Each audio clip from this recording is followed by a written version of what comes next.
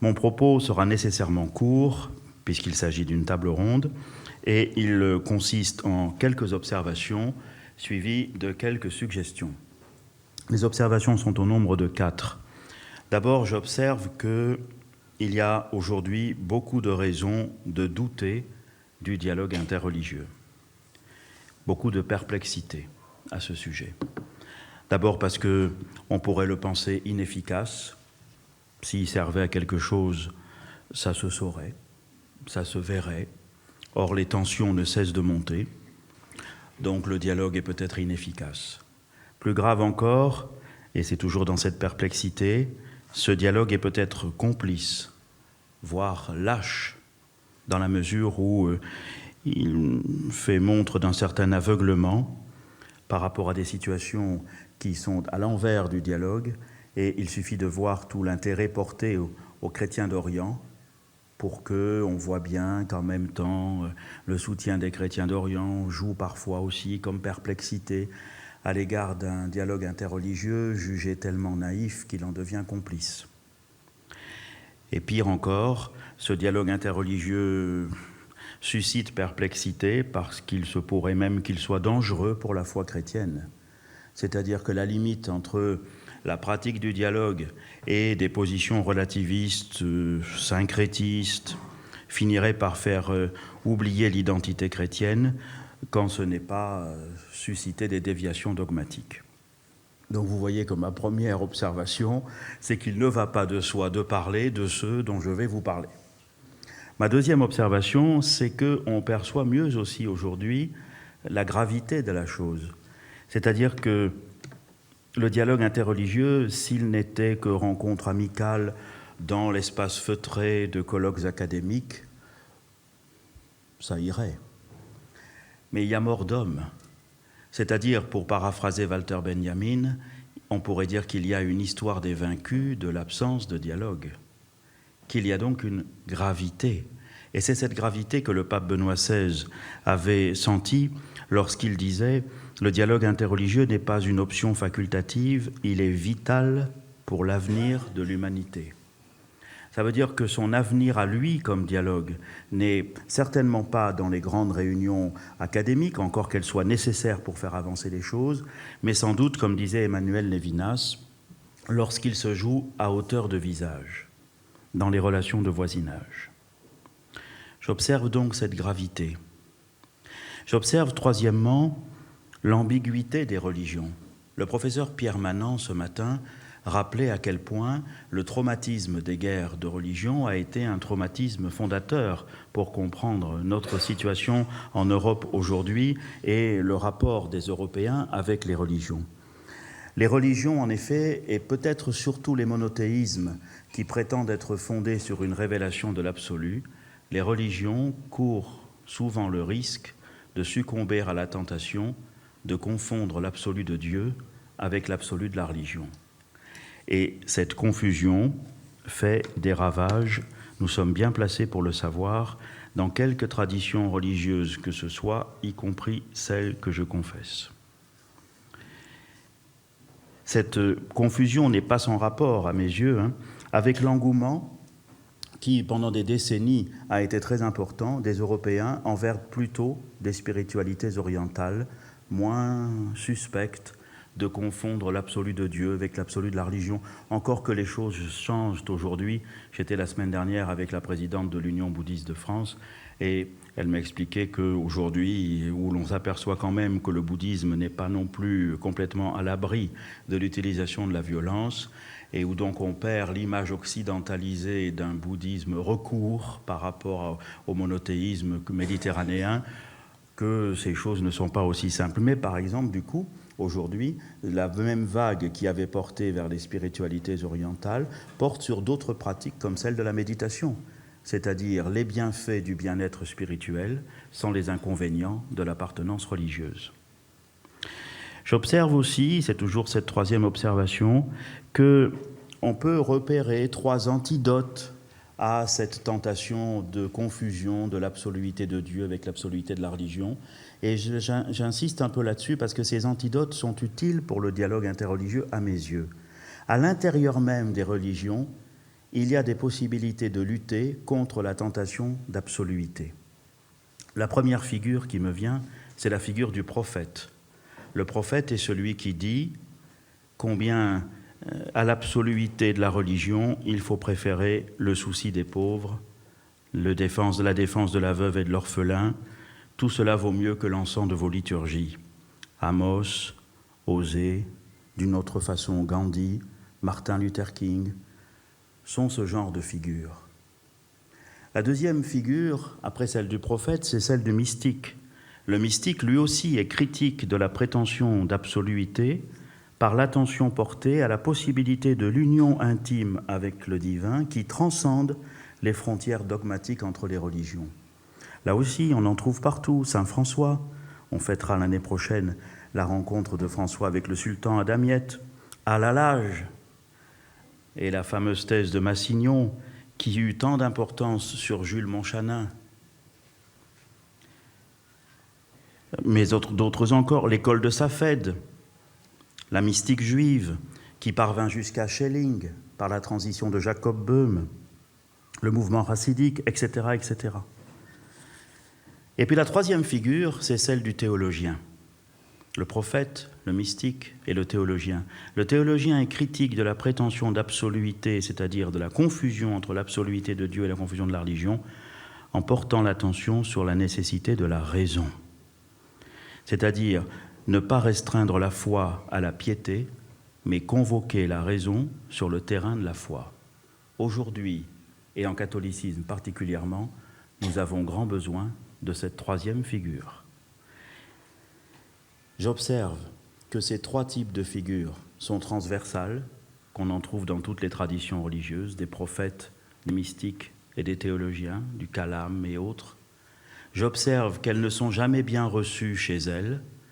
Nul prophète et peut-être même nul mystique et parfois nul théologien n'est bien reçu à la maison, mais aussi qu'elles sont très utiles pour le dialogue parce qu'étant transversales, elles ont pour point commun la vigilance par rapport à la tentation d'absoluité qui guette toute tradition religieuse.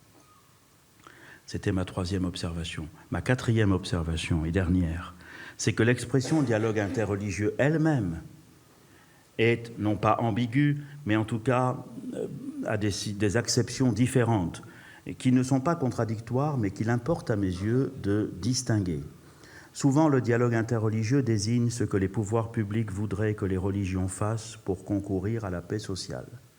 C'est légitime, c'est même louable, mais ça n'est qu'une façon de voir les choses. Une autre façon, le dialogue interreligieux désigne ce que des croyants, au nom de leur foi, estiment être l'attitude qu'ils veulent adopter à l'égard de fidèles d'autres traditions religieuses que la leur. Ces deux acceptions sont proches l'une de l'autre, elles ne s'excluent pas, mais il est important de les distinguer. Et c'est la seconde, c'est-à-dire celle qui travaille au nom de la foi, l'attitude que des croyants au nom de leur foi veulent adopter, c'est cette deuxième attitude qui nécessite d'être fondée en raison. Et c'est là notre travail pour lequel je voudrais, dans un deuxième temps beaucoup plus bref, faire quelques suggestions. La question est donc, quelle est la fécondité de l'expérience du dialogue interreligieux dans l'ordre de l'intelligence de la foi? Comment fonder en raison l'engagement de la foi dans le dialogue interreligieux? J'aimerais dire que chaque religion devrait en interne se poser cette question. Et qu'alors, la thématique du dialogue interreligieux ne porterait pas simplement sur ce qui nous est commun ou sur ce qui nous différencie, mais sur ce que produit en nous le fait de nous rencontrer, ce que cela produit du point de vue de l'émulation spirituelle et ce que cela produit du point de vue de l'intelligence renouvelée de notre propre foi telle qu'elle s'approfondit à la faveur de ces rencontres. Alors là, le dialogue interreligieux qui porterait sur la façon dont l'expérience du dialogue convoque l'intelligence de la foi, pour chacun, pourrait avoir une certaine fécondité. En ce qui concerne la théologie catholique, 2 points me sembleraient à travailler, 2 pistes que je ne fais maintenant qu'énoncer. La première porte sur la pneumatologie et la deuxième sur la théologie de la mission. Premièrement, la pneumatologie. Le pape Jean-Paul II avait cette intuition et il l'a beaucoup développée. On peut dire qu'elle est même à la matrice de la convocation de la journée d'Assise, si l'on prend soin de remarquer que son encyclique sur l'Esprit Saint précède la journée d'Assise de quelques mois. Si l'on prend soin aussi de voir comment il avait à plusieurs moments essayé d'interpréter cette phrase du Concile Vatican II disant que l'Esprit Saint offre à tous, d'une façon que Dieu connaît, la possibilité d'être associé au mystère pascal. Et j'observe comme évêque que c'est souvent quand notre théologie n'est pas assez trinitaire que notre mission n'est pas assez dialogale. Il y a donc une première piste en théologie trinitaire et particulièrement en pneumatologie. Nous avons besoin de développer une théologie de l'Esprit Saint. Ce matin, Vincent Holzer a évoqué souvent la christologie. Nous n'avons pas besoin d'une pneumatologie qui serait déchristologisée. C'est pas ça qu'il nous faut. C'est pas une pneumatologie qui contournerait de façon désincarnée et ésotérique l'obstacle d'une christologie trop circonscrite dans l'espace et le temps. Mais Jésus n'est pas le Christ sans cet esprit. Et il nous faut du coup travailler à mieux comprendre cette formule d'Irénée selon laquelle le Père, les deux mains du Père sont le Fils et l'Esprit. Nous avons besoin, nous, de développer notre pneumatologie. Peut-être, d'ailleurs, c'est juste une suggestion, peut-être aurons-nous besoin, pour avancer sur cette piste, de recueillir l'héritage de la théologie des chrétiens d'Orient, plus pneumatologique que celle des chrétiens d'Occident. Et à ce sujet, j'étais en Égypte il y a 15 jours, à l'Institut dominicain d'études orientales. J'ai pu rencontrer le père Samir Khalil. Je trouve que c'est plus qu'urgent que de recueillir les travaux qu'il a faits pour recueillir la littérature arabe chrétienne. La première piste est donc la pneumatologie, on pourra y revenir. La deuxième et dernière est celle de la théologie de la mission. Car en effet, la mission de l'Église consiste à coopérer avec l'Esprit Saint. On l'oublie trop souvent. C'est lui, l'Esprit Saint, qui convoque, rassemble et sanctifie l'Église. C'est lui qui est Seigneur et qui donne la vie. C'est lui qui est présent et agissant hors de l'Église, non seulement dans les personnes, comme disait Jean-Paul II, mais aussi dans les cultures, les sociétés, l'histoire et les religions. C'est ce qu'il dit dans Redemptoris Missio 28. Mais pour réaliser sa mission, l'Esprit Saint a besoin de la coopération de l'Église. Voilà ce dont il nous faut tâcher de rendre raison. Il a besoin de témoins du Christ en chair et en os, qui, comme Pierre pour Corneille, puisse dire « Le désir qui te travaille, je suis chargé de te dire qu'il vient de l'Esprit du Christ. » Et comme disait Bernadette, je ne suis pas chargé de te le faire croire, mais je suis chargé de te le dire. Ce matin, le père Philippe Capel posait la question du lien et de la place que le dialogue peut laisser à la proclamation et du rapport entre la proclamation et le dialogue. Je tiens que lorsque sonne, le plus souvent d'ailleurs à l'improviste, l'heure mystérieuse du dialogue dans l'esprit, la bonne nouvelle du salut en Jésus-Christ peut être confiée de personne à personne, non pas comme un slogan impersonnel, mais plutôt comme un trésor existentiel, et que dans le processus de la mission, l'annonce est l'objectif du dialogue, mais le dialogue est la condition de l'annonce. On pourrait développer cela, mais là il y a un travail théologique à faire.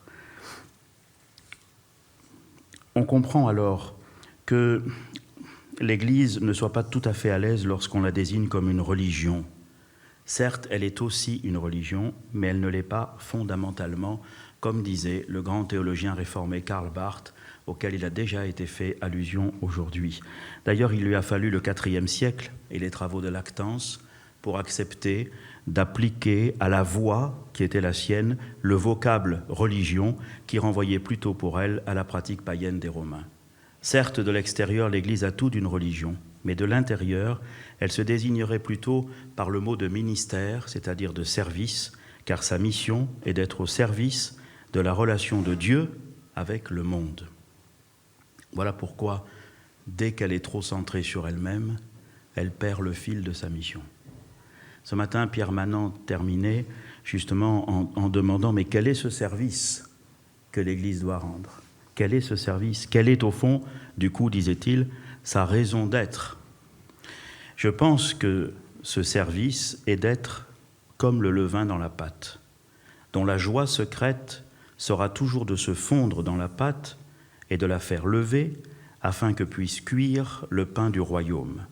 Je tiens de Hans Urs von Balthasar, auquel il a été déjà fait mention aujourd'hui, à quel point cette parabole du levain peut nous mettre sur la voie de la raison d'être de l'Église. Et le levain, ce n'est pas un mérite, c'est une grâce. Ce qu'il peut faire, cela lui est donné.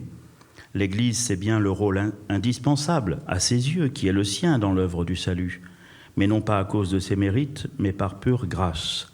Et elle le dit lorsqu'elle affirme au Concile qu'elle se comprend elle-même comme, en quelque sorte dans le Christ, le sacrement universel du salut, c'est-à-dire sacrement qui la dépasse et en même temps qui la requiert, mais dont elle sait surtout que son rôle n'est pas pour sa gloire à elle, pour sa réussite en tant que religion, en comptant frénétiquement le nombre de ses adeptes, mais pour la gloire de Dieu et le salut du monde. Je conclus.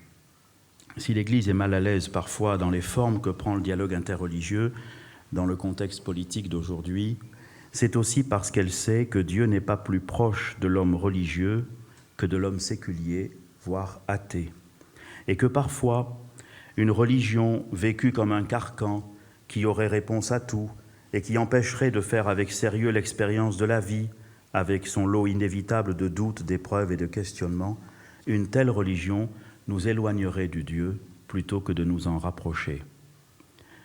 Aussi, beaucoup de nos contemporains s'éloignent en surface, loin des discours religieux, trop plats ou trop fades à leurs yeux.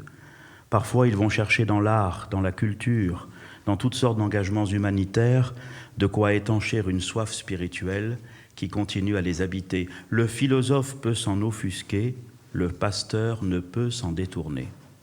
Car si les gens s'éloignent des religions en surface, nos contemporains restent préoccupés en profondeur de la recherche du sens de leur vie et continuent à scruter le ciel en cherchant les vigiles de l'espérance.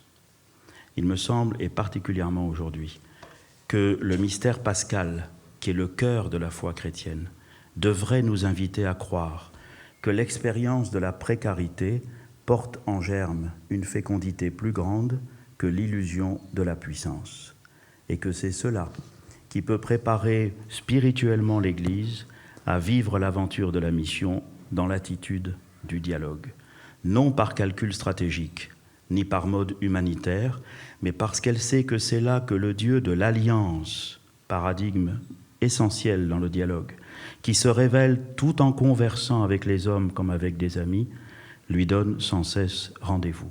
C'est là son espérance, et mon vœu est que l'Académie catholique de France puisse aider notre Église ici à avancer courageusement et joyeusement sur ce chemin.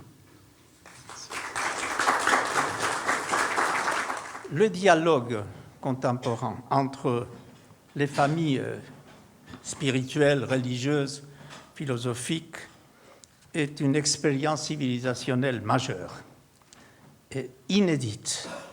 Moi, je crois que nous vivons un tournant radical dans le monde de la foi. Ce monde, trop longtemps conflictuel, auquel l'humanité doit le meilleur et, hélas, le pire de son héritage historique. Ses plus belles et profondes leçons de sagesse et ses plus atroces antagonismes meurtriers.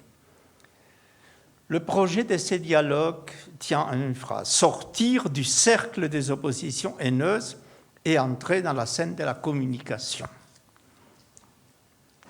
C'est un phénomène imprévu et imprévisible il y a à peine quelques décennies. Une mutation spirituelle exceptionnelle, elle invite non seulement à des changements dans notre langage, mais plus profondément dans notre existence spirituelle et dans notre pensée rationnelle.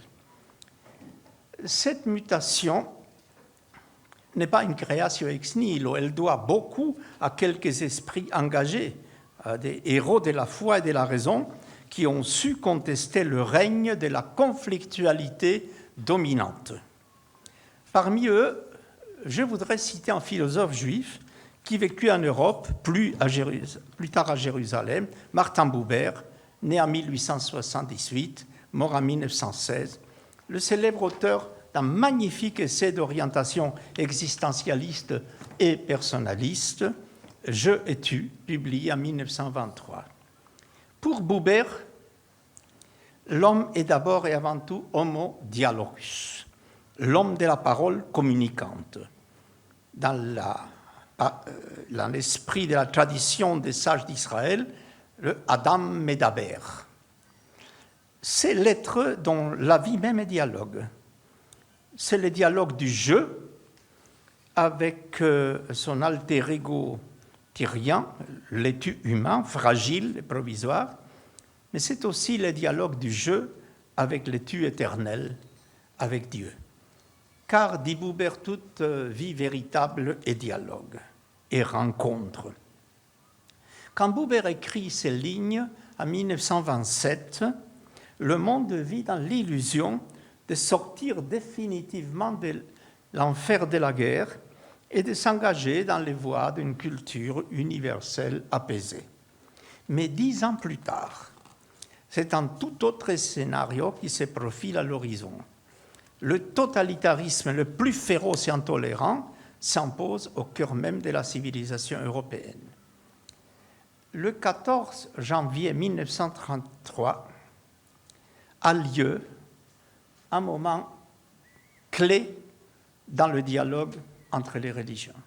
14 janvier 1933, c'est-à-dire quelques jours avant l'accession d'Hitler au pouvoir, l'Allemagne est un pays de haute culture, elle s'apprête à basculer 2 semaines plus tard dans la tyrannie, et c'est là que Buber dialogue publiquement à l'Académie juive de Stuttgart avec un théologien luthérien, Karl Ludwig Schmidt.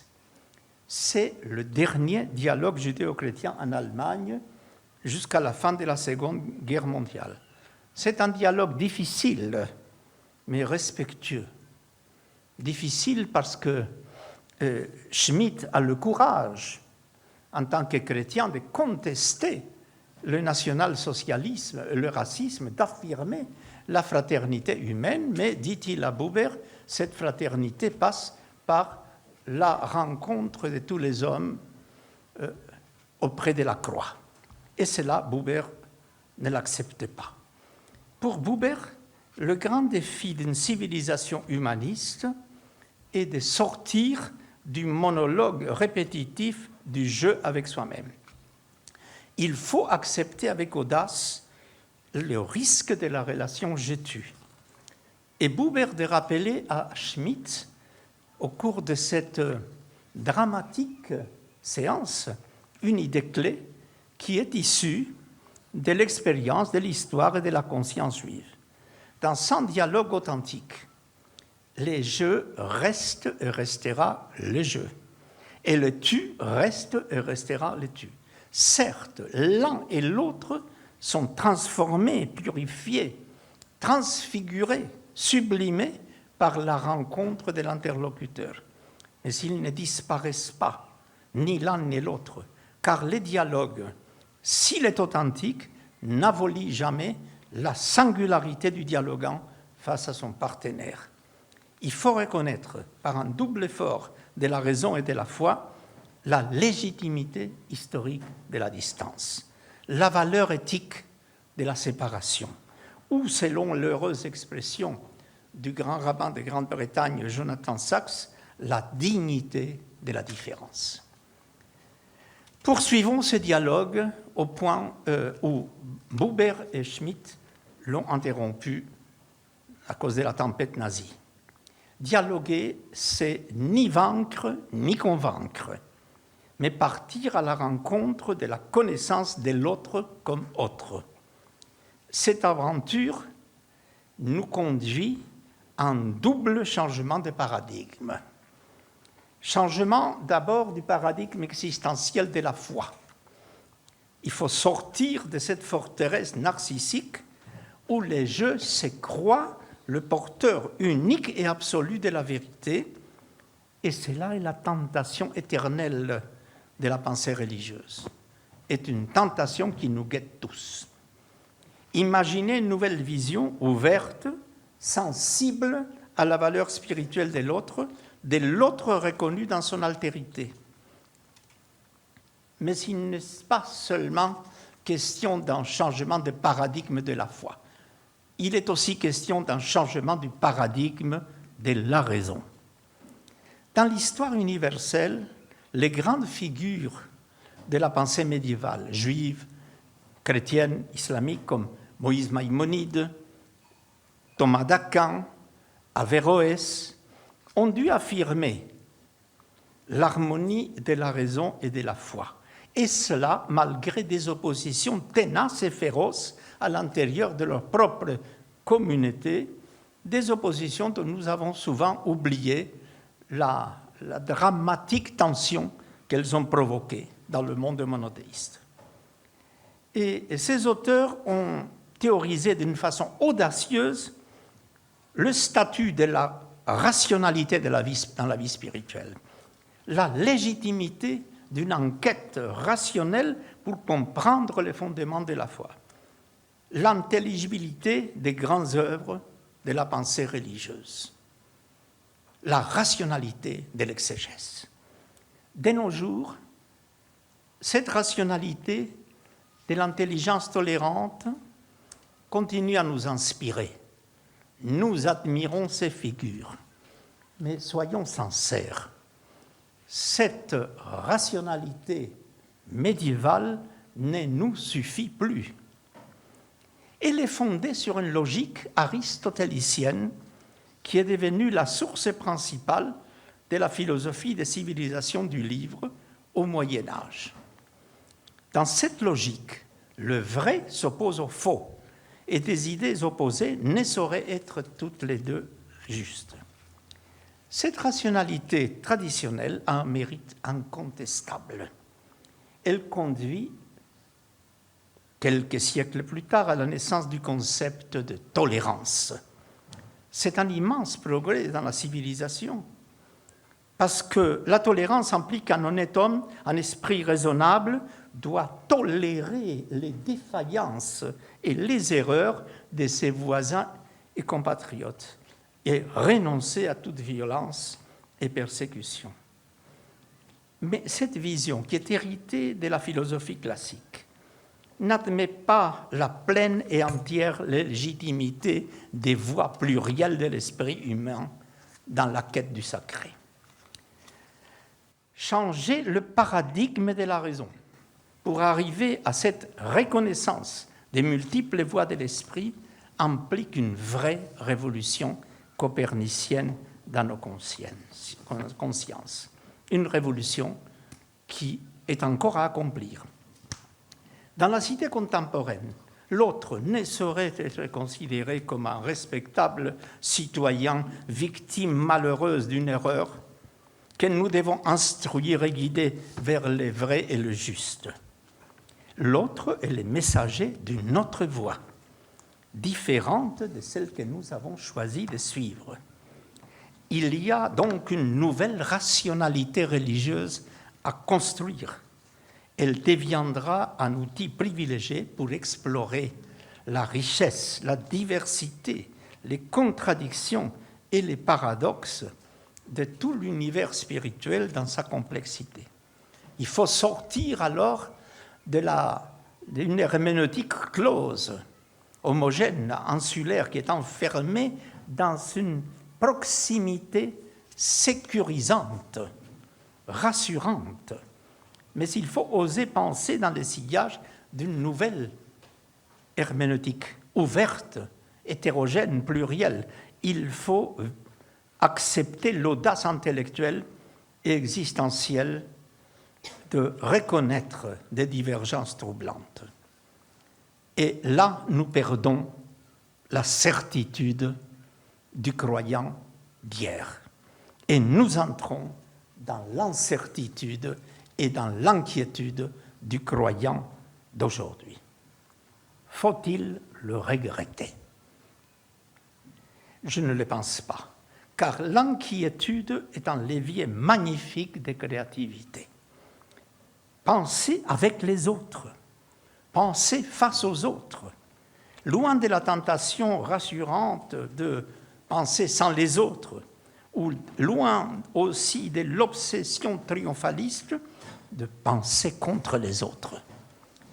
Quelles leçons tirer de cette nouvelle donne à partir d'une pensée juive qui est la pensée d'un peuple minoritaire, dispersé, exilé, souvent persécuté, parfois toléré, rarement reconnu comme partie prenante dans la construction de la cité. Cette perspective de pensée avec les autres est inscrite dans la conscience juive. Et le grand rabbin Abraham Kook, qui vécut à Jérusalem dans les premières décennies du XXe siècle, loin des grandes métropoles universitaires de la modernité, dénonce l'obsession de la synthèse totale.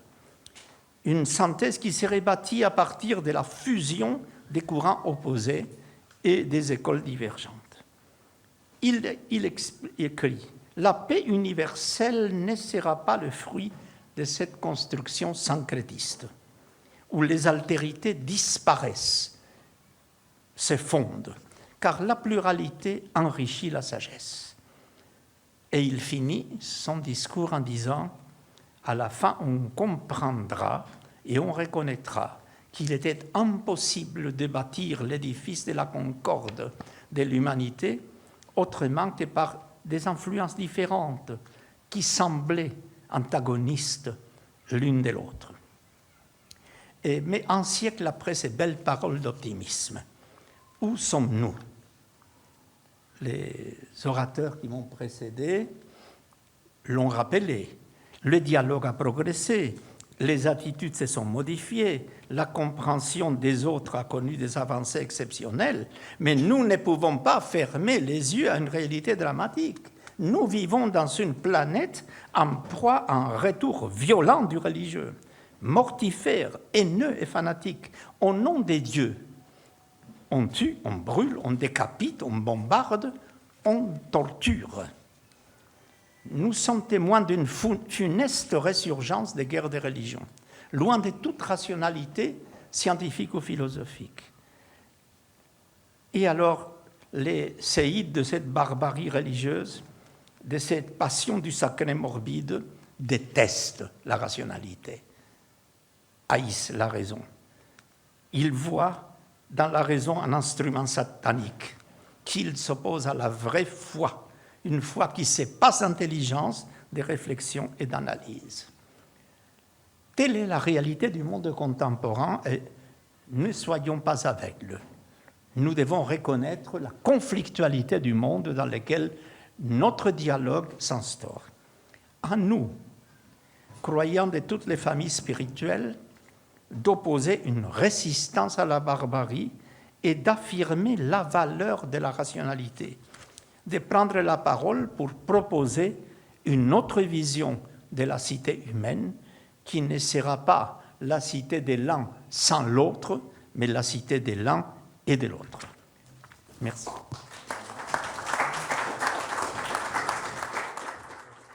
Mon propos va se limiter, si je puis dire, à une perspective peut-être plus politique et plus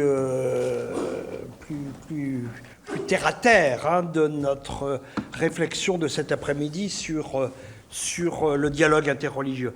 Et peut-être à ce que j'ai envie de dire un état des lieux, parce que là on pose la question de la rationalité dans le dialogue, mais il faut voir d'où l'on parle. Et effectivement, Monseigneur Aveline, comme M. Reisky l'ont dit, la situation aujourd'hui, il faut bien en prendre conscience avant de discuter de la rationalité dans le dialogue et de l'avenir de ce dialogue. La situation est difficile, délicate, on est perplexe face au dialogue. Je voudrais ici témoigner de mon expérience de journaliste chargé des questions religieuses qui pendant 30 ans, une bonne trentaine d'années, a suivi les événements religieux, l'actualité des religions, qui a suivi les voyages du pape en particulier, les rassemblements musulmans, et puis les grandes ouvertures dans le dialogue avec les juifs, dans le dialogue avec les musulmans. Un journaliste qui a vécu tout ça avec énormément d'optimisme, le monde changeait, le dialogue progressait. Or, depuis quelques années, il faut en prendre conscience, encore une fois, avant de s'interroger sur la rationalité dans ce dialogue. Aujourd'hui, beaucoup d'efforts sont bloqués. Je distinguerai quand même le dialogue entre les églises chrétiennes et le judaïsme qui me semble quand même avancer de manière positive et il a gardé un haut niveau de respect, de réciprocité, mais c'est le dialogue avec l'islam, il ne faut pas tourner autour du pot, qui pose énormément de problèmes aujourd'hui, et je vais en dire quelques mots. Sur le plan du dialogue avec le judaïsme, de toute évidence, on est encore, grâce à Dieu, dans le grand souffle de Vatican II, de la déclaration Nostra Aetate. On a beaucoup progressé dans la reconnaissance du fait d'Israël, dans le respect des lieux de mémoire, dans le respect d'Auschwitz, les grandes polémiques des années 70-80 sur le retard pris par le Saint-Siège à reconnaître l'État d'Israël, les grandes polémiques aussi liées au Carmel d'Auschwitz, par exemple, vous vous en souvenez, ou les polémiques liées au projet romain de béatification de Pie XII, tout ça, c'est un peu retombé. Et c'est tant mieux. Aujourd'hui, disons-le, au plan international, le dialogue entre les églises chrétiennes et les grandes organisations juives mondiales marche plutôt bien. Et au niveau local, il y a des initiatives d'amitié judéo-chrétienne qui se prolongent, qui sont multiples. À Marseille, Monseigneur Aveline pourrait en témoigner. Il y a du travail qui continue de se faire. Aujourd'hui, j'ai envie de dire, le dialogue judéo-chrétien, c'est un acquis, je pèse mes mots quand même, mais un acquis irréversible. Mais il y a quand même, il faut le dire, en restant sur cette question de la rationalité dans ces dialogues, il y a quand même un risque de ce que les sociologues appelleront de routinisation de ce dialogue et un risque d'impasse théologique et impasse politique. Impasse théologique, les chrétiens en général et les catholiques en particulier ont le sentiment vis-à-vis du monde juif d'avoir accompli depuis 60 ans de grands efforts en vue de la reconnaissance d'Israël, de la reconnaissance du retour du peuple d'Israël sur la terre, celle de ses pères, celle de ses patriarches et des prophètes, en vue de ce que André Chouraki, vous vous souvenez tous ici, d'André Chouraki appelait joliment la métamorphose d'un judaïsme souffrant en un judaïsme triomphant. Ça a été accueilli par le peuple chrétien, théologiquement, sentiment d'avoir accompli aussi de grands efforts côté chrétien, dans le respect dans le repentir, pour l'anti-judaïsme passé de l'Église, pour le renoncement à toute forme d'enseignement du mépris, comme disait Jules Isaac à Jean 23, et un renoncement à la théologie de la substitution, c'est-à-dire la perception de l'Église comme vrai Israël, verus Israël. Mais dans ce dialogue, l'impasse théologique peut être là. Pour nos partenaires juifs, dans l'orthodoxie notamment, il reste entendu que ce dialogue avec les chrétiens ne peut qu'être asymétrique. Ils disent n'avoir aucune raison, de leur point de vue, de procéder à une quelconque réévaluation de leur regard sur le christianisme. Pour eux, et on lira les écrits, vous le connaissez, il est maintenant décédé, mais il a beaucoup marqué le judaïsme français, Léon Askenazi, c'est aux chrétiens, disait-il, seuls de faire des efforts, en particulier aux chrétiens, de retrouver leurs racines hébraïques. Alors voilà, ce sentiment que ce dialogue, cette reconnaissance, ce dialogue avec les chrétiens ne peut qu'être asymétrique, bloque d'une certaine façon les perspectives théologiques de ce dialogue. Alors, de fait, le témoignage commun aujourd'hui, et c'est là qu'est au fond la rationalité dans ce dialogue entre juifs et chrétiens, le témoignage commun est plus important sans doute que le dialogue théologique. Il y a une deuxième impasse politique évidente. Elle saute aux yeux quand on regarde l'actualité tous les soirs à la télévision. Deuxième impasse politique au dialogue juif-chrétien, c'est la question du rapport avec l'État d'Israël. Un sujet évidemment controversé et clivant, de manière générale, mais aussi au sein des églises. Et personne ne peut l'ignorer. Aujourd'hui, il y a toute une aile protestante évangélique, toute une aile évangélique extrême du christianisme qui est acquise inconditionnellement à la cause du grand Israël, avec ses connaissances, la colonisation des territoires palestiniens, etc.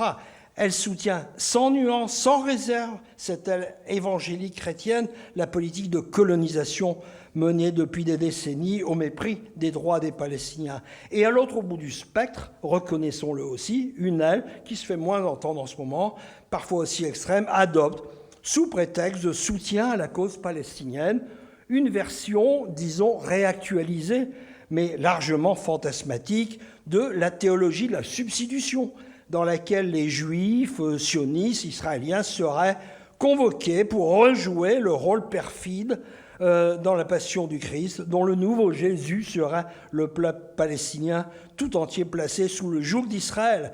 Alors j'ai envie de dire, en concluant mon propos sur le dialogue juif-chrétien, sortira-t-on de ces impasses théologiques et politiques au nom de la rationalité du dialogue qui pèse à long terme sur ce dialogue entre juifs et chrétiens qui est sans doute acquis mais qui reste fragile.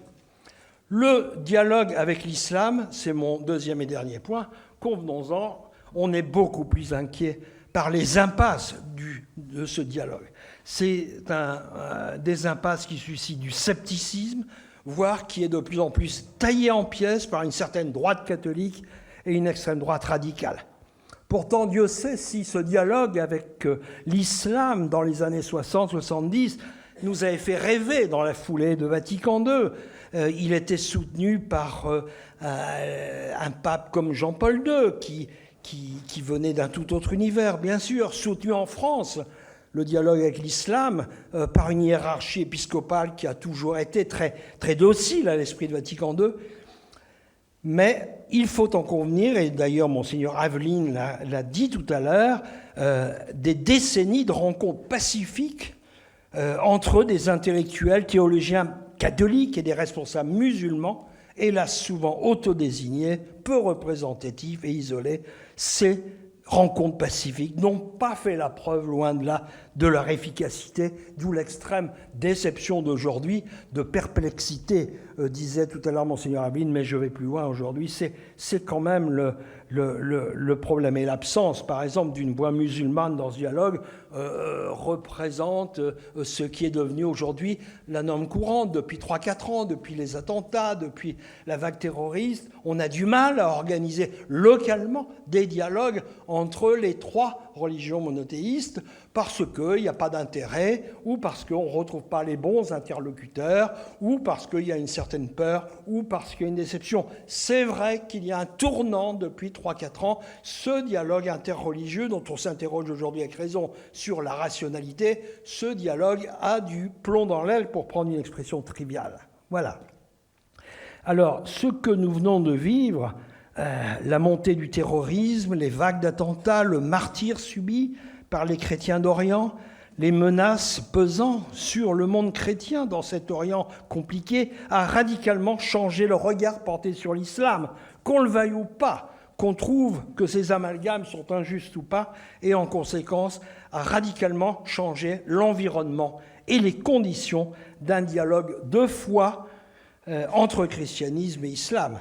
On ne se pose même plus la question de la rationalité, là. C'est l'existence même d'un dialogue de foi entre chrétiens et musulmans. Bien sûr, en France, à Rome, le cap n'a pas changé. Il demeure à la rencontre avec un islam modéré, lui-même désemparé par cette violence qu'il n'a pas non plus vu venir ou pas voulu prévenir. Mais, je répète, le cap n'a pas changé dans l'espoir de jours meilleurs. Au Proche-Orient, comme en France, l'Église compte toujours sur ses paroisses, ses relais sociaux, ses centaines d'écoles, instituts, dispensaires, centres d'alphabétisation qui accueillent une population majoritairement musulmane et souvent démunie. Ces centres de recherche biblique, tout à l'heure, Monseigneur Aveline a fait allusion à celui du Caire, demeurent, continuent de faire du travail. L'Institut catholique de Paris forme même, vous le savez, une partie des imams français. Voilà, on ne peut pas cacher que ce dialogue islamo-catholique, autrefois si original et promoteur, passe désormais dans certains milieux, pas seulement de droite, pour totalement illusoire, coupé de la réalité, naïf, et je crois que le mot a été dit tout à l'heure par Monseigneur Aveline, angélique. Le pape François même est victime d'un procès qui est fait à cet égard. C'est lui qui serait l'acteur le plus dangereux de ce que un journaliste, un essayiste de valeurs actuelles, Laurent Dandrieux, qui a fait un bouquin là-dessus pour illustrer les impasses du dialogue avec l'islam, ce qu'il a appelé une mystification. Il a condamné l'idolâtrie de l'accueil chez ce pape, de l'accueil des musulmans, des immigrés, chez ce pape et chez les chrétiens progressistes, et la politique catastrophique, disait-il, de l'Église catholique sur l'immigration. Le pape François, contrairement à son prédécesseur Benoît XVI, si on écoute les critiques, évacuerait la question centrale posée par la violence spécifique à la religion islamique, par son irrationalité, sa violence, et ce pape qui appelle les pays européens à un accueil toujours plus généreux des immigrés et qui ouvre même les portes du Vatican, on s'en souvient, à des réfugiés musulmans il y a quelques années. Voilà, l'islamisation de l'Europe est devenue un sujet rabâché pour toute une partie d'un monde chrétien tenté par des sites catholiques intégristes ou bien par une presse d'extrême droite. Il faut le savoir, ce sont des sites qui abondent en analyse, en description apocalyptique des conséquences de ce qu'ils appellent le grand remplacement, celui qui, venu de l'arrivée massive de migrants musulmans et de la submersion du vieux continent. Pour eux, l'islam récuse toute séparation entre la foi et la raison, entre la foi et le droit. Et donc, il est strictement incompatible avec la civilisation européenne. Donc, toute forme de dialogue avec cet islam, c'est un coup porté contre l'âme chrétienne de l'Europe. C'est une imposture. Ce sont ceux qui encouragent ce dialogue, et le pape en ferait partie, selon ces sites d'extrême droite. Le pape serait un fossoyeur à cet égard de l'identité et de la culture occidentale. Voilà, c'est un acte d'accusation très grave. On devrait se garder, et si on parle de rationalité, c'est là-dessus qu'il faut que je termine, on devrait se garder d'oublier que les valeurs spirituelles qui ont fondé et qui fondent toujours l'Europe et la mission de l'Église catholique, c'est universelle, sont précisément des valeurs d'accueil du prochain, quel qu'il soit, hors des frontières de la seule nation. Je vous remercie de votre attention.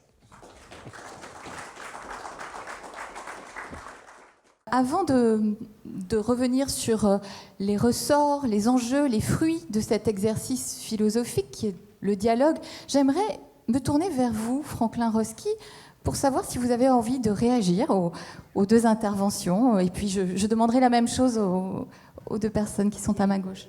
En 1933, Buber, quelques jours avant l'accession des national-socialistes au pouvoir à Berlin, entretient un dialogue avec un théologien luthérien, Schmitt. Ce n'est pas un dialogue des institutions, ce sont des individus marginaux. L'Église catholique préfère le profil bas parce qu'elle a peur de ce régime qui ne manifeste pas beaucoup de sympathie pour la foi chrétienne. Et elle préfère ne pas parler directement de ces questions. Les protestants sont divisés. L'histoire le montre. Il y aura donc par la suite une église confessante, mais elle n'existe pas encore, et une église officielle nationale allemande inféodée au régime. Avec qui peut dialoguer Buber? Avec un personnage unique. Et Buber ne représente personne. C'est un juif qui ne va pas à la synagogue. Et Schmitt ne représente pas le luthérianisme de l'époque. Et il est évident que le dialogue commence toujours quand des esprits audacieux ont le courage de rompre avec les conventions et les peurs de la majorité dominante, dans un camp ou dans l'autre. Par la suite, le dialogue deviendra un dialogue beaucoup plus important. Henri Tank a raison de parler des stéréotypes qui peuvent exister tantôt dans le monde chrétien sur Israël ou sur le monde sur le monde palestinien.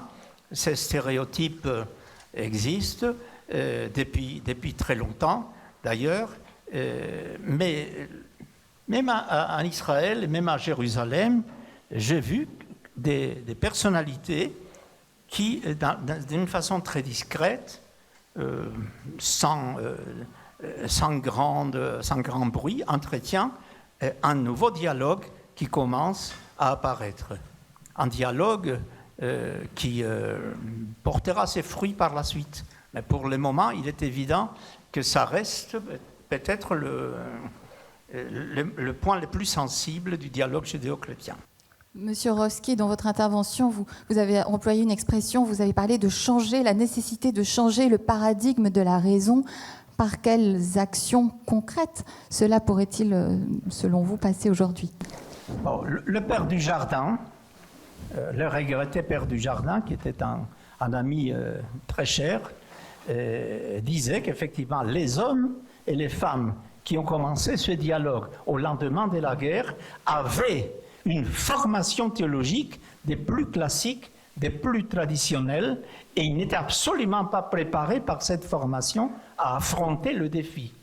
Mais ils ont affronté le défi parce qu'existentiellement, ils venaient de la résistance, ils venaient de la lutte contre l'occupation nazie, et cela avait forgé donc une alliance entre tous les démocrates, et ils ont dépassé leur propre formation. Ils parlaient par exemple du père Chaillet, du père du Lubac. Ils disaient, quand vous voyez où ils ont été formés, ces prêtres, vous vous demandez où ont-ils trouvé le courage d'affronter un dialogue nouveau avec le judaïsme. Eh bien, ils l'ont trouvé parce qu'existentiellement, ils ont compris qu'il y a une réalité qui avance malgré le système de pensée qui parfois peut être un obstacle. Il va de même du monde des Juifs. Un monde des Juifs n'a pas une tradition d'ouverture à l'égard des autres confessions parce qu'il a toujours vécu dans la minorité et dans une tolérance ambiguë. Et donc il a fallu faire un effort. Bon, je pense que l'effort des plus courageux entraîne des conséquences dans la société. Des réactions du côté de Monseigneur Aveline ou d'Henri Tinck? Oui, dans la prolongation de ce que vient de dire M. Raïski, je crois qu'en effet, c'est l'une des constantes de ce dialogue. Il vient toujours de personnalités minoritaires et d'esprit plutôt libéral, minoritaire, à propos de ce que vous disiez en 1933, Martin Buber et Schmitt, minoritaire encore aujourd'hui. Et ça a toujours été comme ça. Je relisais, pour préparer ce débat, le livre qui est sorti il y a quelques mois, écrit par Delphine Orweiler, et qui est rabbin de la communauté juive libérale. Rachid Benzine. Je me disais, c'est bien ce qu'ils disent, faisons la paix entre judaïsme et islam, c'est très bien, comprenons-nous tout ce qu'on a dit sur un dialogue interreligieux, intertradition. Mais comment oublier que Delphine Orweiler est rabbin d'un mouvement libéral juif de France qui est extrêmement minoritaire dans le judaïsme? Et comment oublier que Rachid Benzine est un jeune universitaire musulman, mais qui, pour la communauté musulmane en France, aussi sympathique, compétent soit-il, il ne représente rien. Et c'est ça la faiblesse du dialogue. Et comment faire autrement? C'est qu'il il est toujours promu par des personnalités minoritaires, libérales, par des prophètes, d'une certaine façon. Peut-être auront-ils un jour raison. Mais je crois que la grande déception que nous vivons aujourd'hui, que j'ai tenté de faire partager, le pessimisme qui règne aujourd'hui dans ces sphères religieuses, interreligieuses, elle vient de là. On a cru qu'il y aurait un dialogue interreligieux par le haut lorsqu'un homme comme Jean-Paul II organisait, souvenez-vous, de ces grandes manifestations interreligieuses à Assise, la ville de Saint-François, la ville de la paix. On a cru à un dialogue interreligieux par le haut. On a cru que ça allait marcher. On a cru que ça allait booster les foules, si je puis dire. Mais aujourd'hui, qui aurait à l'esprit de réunir des journées de prière et de dialogue interreligieux à Assise ou ailleurs, ou dans les conditions du monde actuel, avec le soupçon qui est porté sur l'intégrisme dominant dans toutes les religions, avec le discrédit complet qui pèse sur un islam jugé complètement irrationnel et violent, sans nuance. Comment imaginer que des dialogues par le haut peuvent encore aujourd'hui avoir lieu? Donc le dialogue interreligieux traverse une phase peut-être de catacombe, pour reprendre une expression un peu chrétienne, une phase de catacombe où des personnalités phares très minoritaires, joueront un rôle. Et c'est pour ça qu'il ne faut pas se décourager. Monseigneur Aveline, je vous laisse réagir. Oui. Moi, d'abord, je relève de ce que disait le professeur Roski, l'importance, d'abord, de prendre les choses de façon existentielle. Au fond, qu'on soit chrétien, bouddhiste, musulman, ou je ne sais quoi, ou athée, on est tous des hommes et des femmes confrontés aux mêmes questions de l'existence. D'ailleurs, la déclaration conciliaire Nostra Aetate part de cela. Sa première définition de ce qu'est une religion, ce n'est pas un ensemble de doctrines, c'est d'abord une tentative de répondre aux grandes questions de l'existence. Et je crois que les choses qui avancent, malgré le panorama un peu inquiétant qu'on peut dresser, les choses qui avancent sont celles qui partent des questions existentielles, là où on est sur pied d'égalité, qu'on appartienne à une tradition religieuse ou pas à une tradition religieuse. Pour moi, l'une des choses les plus importantes, c'est de ne pas traverser la vie sans en faire sérieusement l'expérience, sans porter avec soi dans la vie les doutes, les hésitations, les questions qui naissent. C'est là-dessus qu'on peut se retrouver. Martin Buber, la deuxième chose, c'est une fois qu'on a pris les choses par l'existence, il faut les prendre aussi par la politique, c'est-à-dire par la responsabilité qu'en tant que citoyen, on estime avoir de la société dans laquelle on vit. Et je retiens, moi, que Martin Buber participait à un petit cercle qui s'appelait le socialisme religieux. C'est un cercle qui réunissait des gens qui n'étaient pas forcément juifs, ni chrétiens, ni autres, mais tous ceux qui voulaient bien y participer, portant un projet qu'on appelait le socialisme religieux, l'expression n'est pas très heureuse, mais enfin ça s'opposait au national-socialisme. Il y avait là un théologien protestant luthérien qui s'appelait Paul Tillich. Ils ont noué une amitié, et jusqu'au bout, cette amitié a duré. L'amitié des gens qui traversent avec sérieux l'existence, et qui cherchent de quelle façon, comme citoyens d'un pays, ils peuvent apporter quelque chose à ce pays, ça c'est des choses sur lesquelles on peut construire. Et la troisième chose que je voudrais dire pour donner un autre aspect que ce panorama un peu effrayant, mais je consonne, et moi aussi j'ai dit la perplexité, etc., etc. Donc l'existence, la dimension politique, et enfin l'ascèse du dialogue.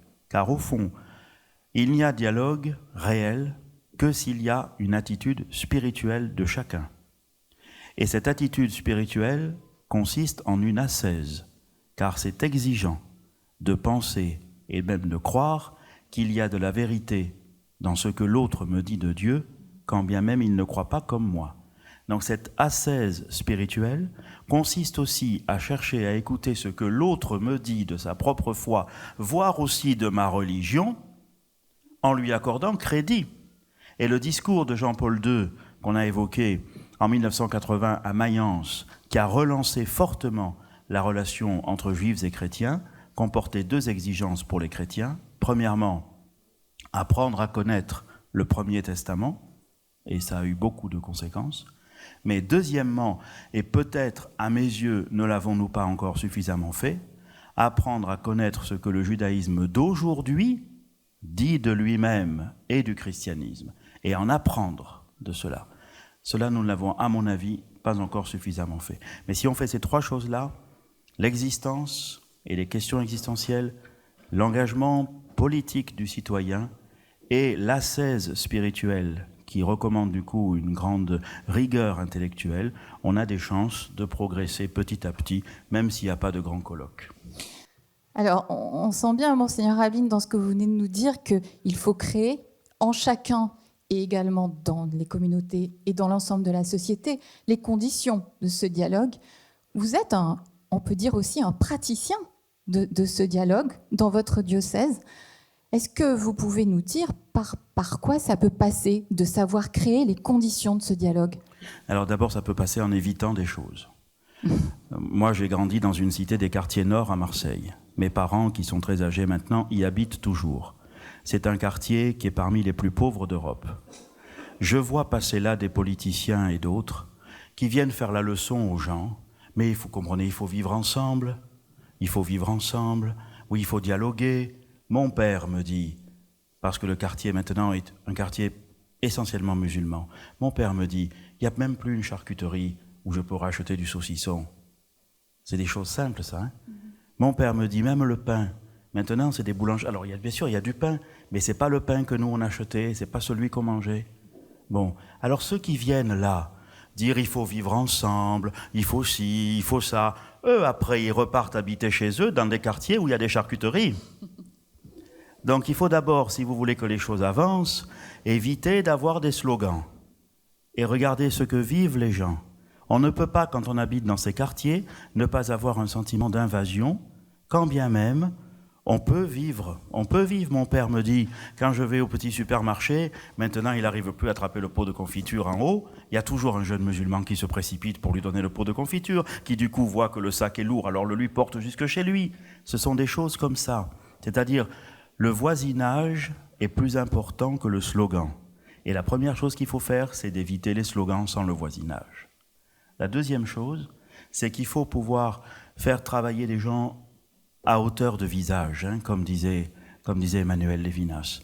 C'est l'éthique qui donne à nos concepts théologiques la seule signification qu'ils comportent, dit-il dans Totalité et Infini. Nous, à Marseille, depuis maintenant 10 ans, à peu près, nous avons monté un groupe imams-prêtres, une douzaine d'imams, une douzaine de prêtres, une réunion par mois. Au début, bien sûr, vous imaginez, on a des réunions où il faut faire connaissance. Mais petit à petit, la chose vient, surtout si la réunion, chaque fois, se termine par un bon couscous. Alors petit à petit, on arrive à parler.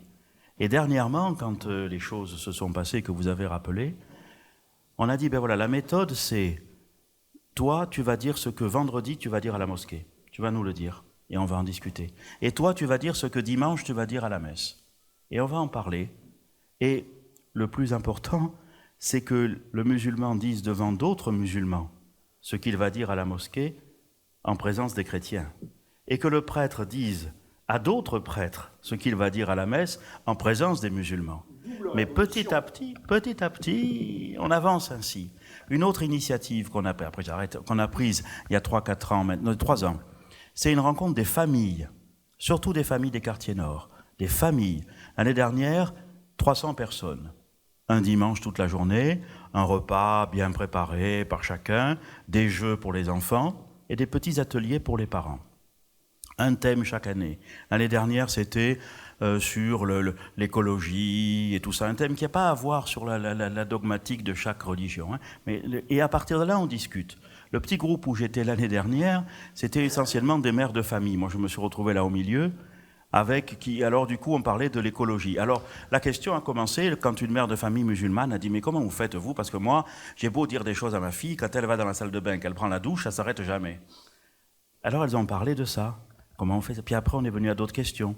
Je crois beaucoup moi à ces petites choses de la vie ordinaire par laquelle des gens, dès lors qu'on leur offre la possibilité de parler de leur existence et de leur engagement citoyen, sont capables de faire avancer les choses.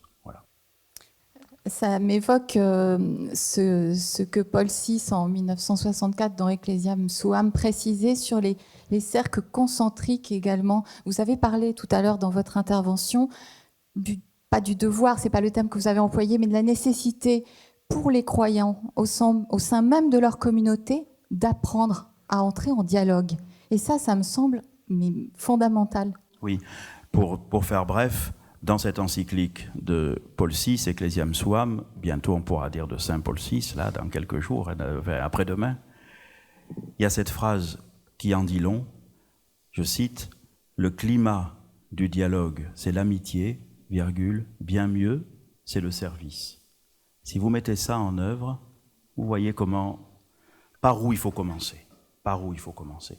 Ça n'empêche pas, je le dis pour ce que disait Henri Tinck tout à l'heure, ça n'empêche pas d'accorder de l'importance aussi aux choses par le haut. Mais il faut les deux. Vous voyez, demain, il y a à Bologne, demain soir commence à Bologne un rassemblement de Sant'Egidio, chaque année, en mémoire d'Assise. Bon, c'est pas ça qui va faire avancer la chose, mais c'est important qu'il y ait les deux.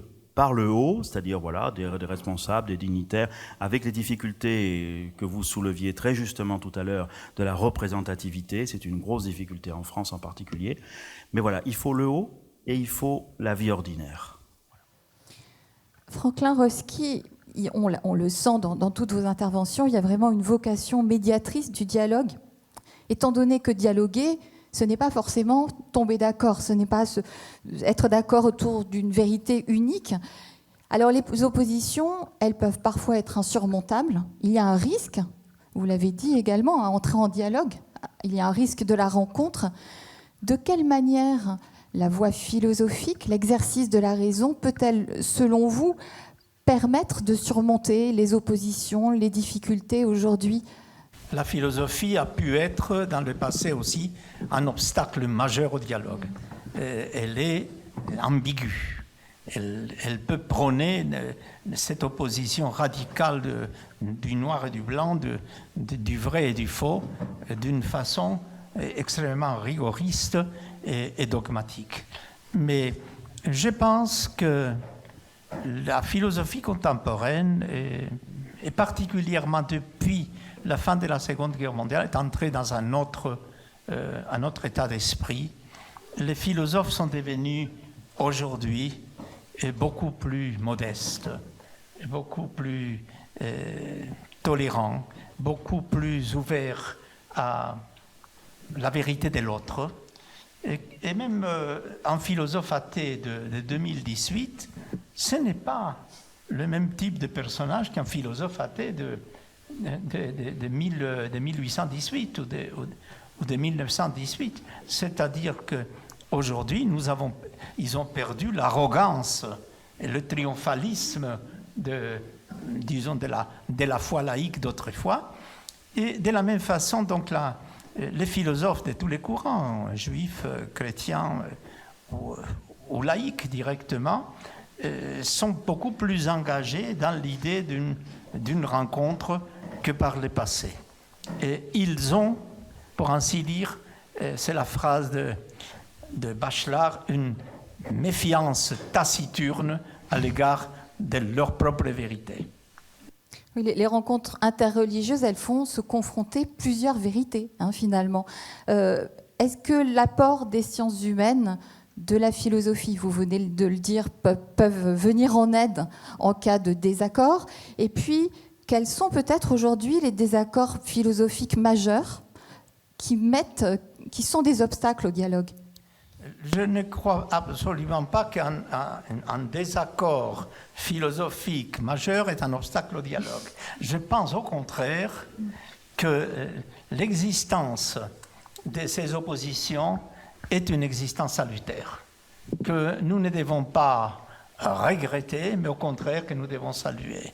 Parce que précisément, l'existence de cette multiplicité d'idées, de ce foisonnement des doctrines, enrichit notre travail intellectuel de compréhension de la vie intellectuelle et de compréhension de la vie spirituelle, de façon telle que l'idée de l'obstacle qui viendrait de la différence insurmontable, la différence, je parle que du point de vue du judaïsme, la différence est toujours insurmontable entre tous les courants de pensée. Nous ne croyons pas à la fusion, nous ne croyons pas à une sorte de syncrétisme qui ferait en sorte qu'on va se retrouver tous dans une sorte de magma indifférencié de la foi. Non, la foi a toujours été plurielle, elle est plurielle, elle le sera, mais nous devons adopter, je crois, une attitude, un regard bienveillant à l'égard de ces différences. Franklin Roski, il est 18h, nous sommes vendredi et nous allons vous laisser vous échapper. Je vous remercie beaucoup pour votre participation.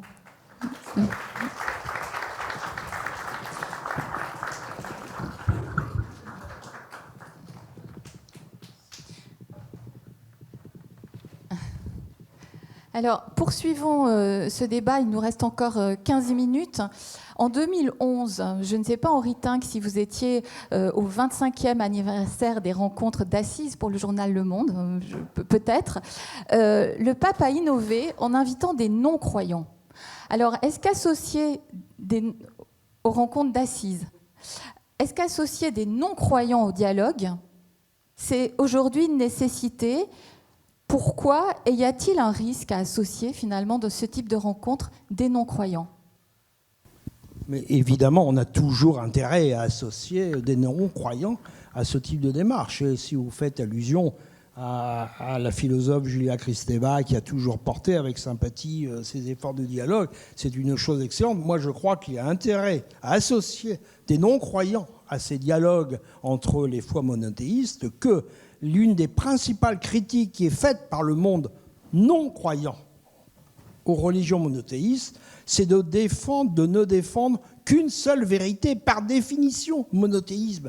Et que, selon les non-croyants, c'est précisément le fait d'être une religion monothéiste, c'est-à-dire de défendre une conception d'une vérité, c'est ça qui favorise les intégrismes. Et que l'intégrisme est consubstantiel, le fondamentalisme est consubstantiel aux religions monothéistes. Il faut que les non-croyants viennent, écoutent, regardent ce qui se passe dans les religions et voient qu'au lieu d'être une vérité unique, comme l'a dit tout à l'heure M. Reski, il faut croire, comprendre que la foi est plurielle, que la vérité peut être pluraliste. Il y a différentes approches. C'est ça la rationalité de la foi. C'est cette diversité de l'approche. Et voilà, je crois qu'il y a un intérêt à associer évidemment les non-croyants à...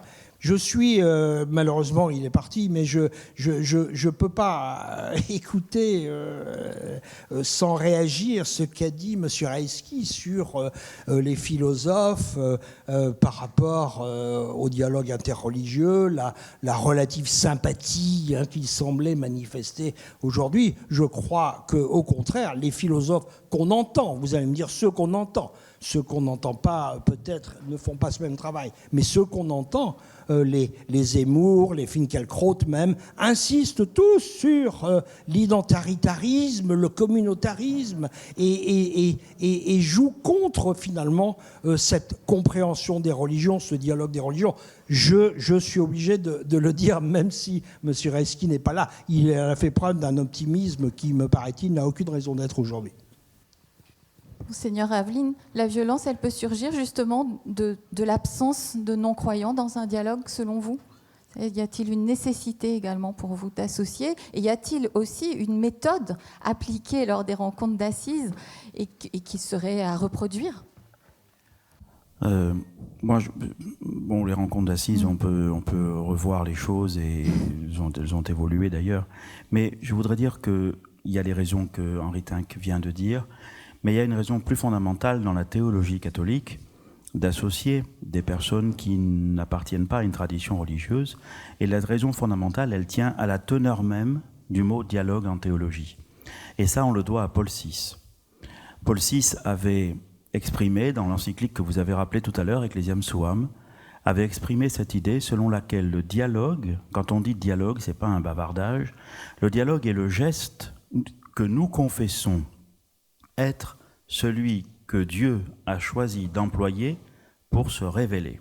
Voilà. C'est-à-dire qu'il y a une teneur théologique très forte en catholicisme du mot dialogue, puisqu'il désigne le mode que Dieu, c'est une confession, a choisi d'adopter pour révéler qui il est, pour se révéler. C'est ce que la Bible raconte sous la forme d'une histoire d'alliance. C'est le mot alliance, je l'ai souligné encore tout à l'heure, qui exprime cela. Dès lors qu'il y a une teneur théologique si forte au dialogue, au mot dialogue, qui exprime un geste de Dieu, ça explique que le dialogue de Dieu, il est avec l'humanité.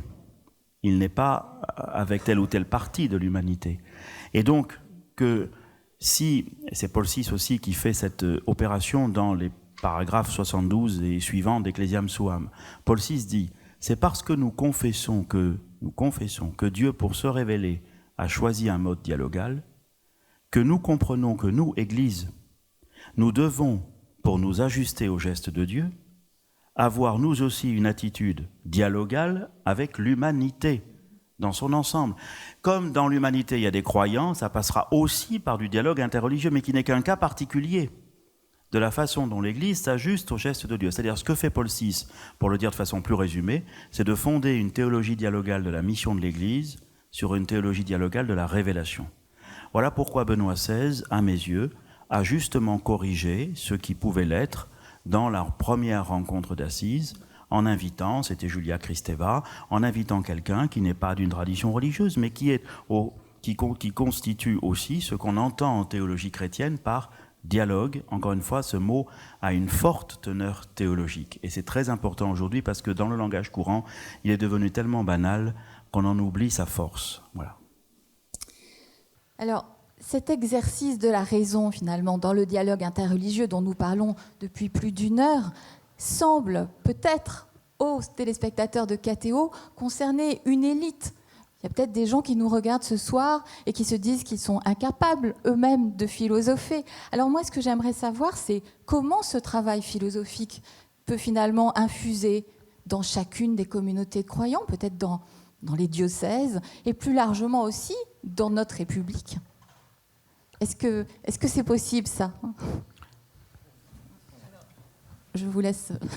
Oui, moi je répondrai d'une certaine façon par ce qu'on pourrait appeler les frontières, les limites de ce dialogue. Et les deux limites principales me semblent être le refus du relativisme aujourd'hui, et ça je pense que les téléspectateurs de KTO vont le comprendre, vont l'admettre, et nous ici dans ce colloque, le refus du relativisme dominant.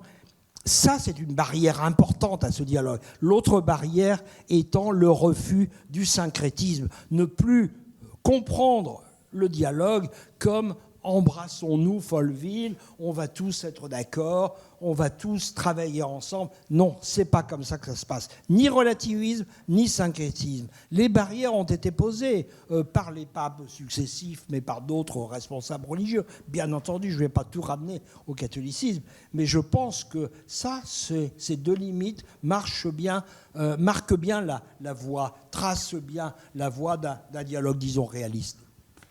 Oui, Monseigneur Aveline, une réaction ? C'est comme on disait tout à l'heure, si vous voulez, il faut à la fois des rencontres par le haut et il faut à la fois un travail de terrain. En ce qui concerne la contribution que la réflexion philosophique peut apporter à la pratique actuelle du dialogue interreligieux, contribution qui est très importante, on l'a vu aujourd'hui, je pense que là aussi, il faut des relais. Ces relais, ce sont les universités catholiques. Ces relais, ce sont les services de formation dans les diocèses. Voilà, on ne s'improvise pas, mais il y a des propositions qui existent. Peut-être devrions-nous les faire valoir davantage. Peut-être devrions-nous les rendre nécessaires pour tous ceux qui entrent dans une pratique du dialogue. Moi, en tout cas, je le souhaite. C'était le cas, c'était ce que souhaitait aussi Jacques Jaumier, qui était un des 3 fondateurs de l'Institut dominicain d'études orientales au Caire. Je souhaite vraiment que ceux qui vivent l'expérience du dialogue prennent aussi les moyens, et que nous les leur offrions, d'une intelligence de la foi qui grandissent avec leur expérience. Et je le vois aujourd'hui en particulier chez des jeunes dans des quartiers nord de Marseille qui ont une démarche extrêmement généreuse, remarquable, de présence auprès des plus pauvres.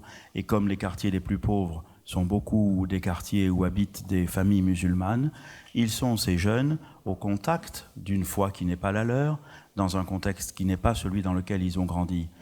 Je pense que c'est notre responsabilité ecclésiale, je parle comme évêque ici, c'est notre responsabilité que d'offrir à ces jeunes une intelligence de la foi qui grandisse à la mesure que grandit leur expérience de foi.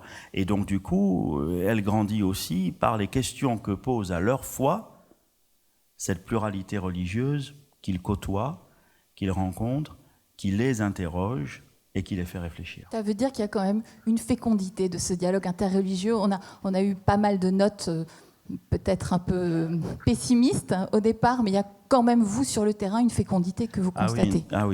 Oui, une très grande fécondité dont on n'a pas encore mesuré l'ampleur, mais je pense qu'il faudra, petit à petit, que grandisse aussi une intelligence de la foi au niveau théologique qui recueille la fécondité spirituelle de l'expérience du dialogue interreligieux.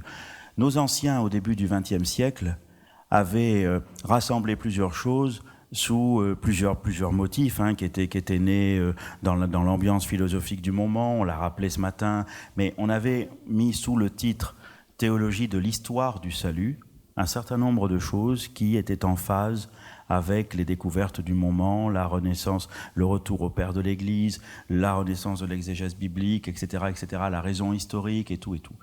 Peut-être que dans quelques années, il sera temps, non plus de faire simplement une théologie de l'histoire du salut, mais une théologie du dialogue de salut. Et à ce moment-là, on aura besoin de recueillir la fécondité spirituelle et théologique des expériences qui sont en train d'être vécues et auxquelles il nous faut être extrêmement attentifs. Merci Monseigneur Aveline, merci Henri Tinck pour votre participation.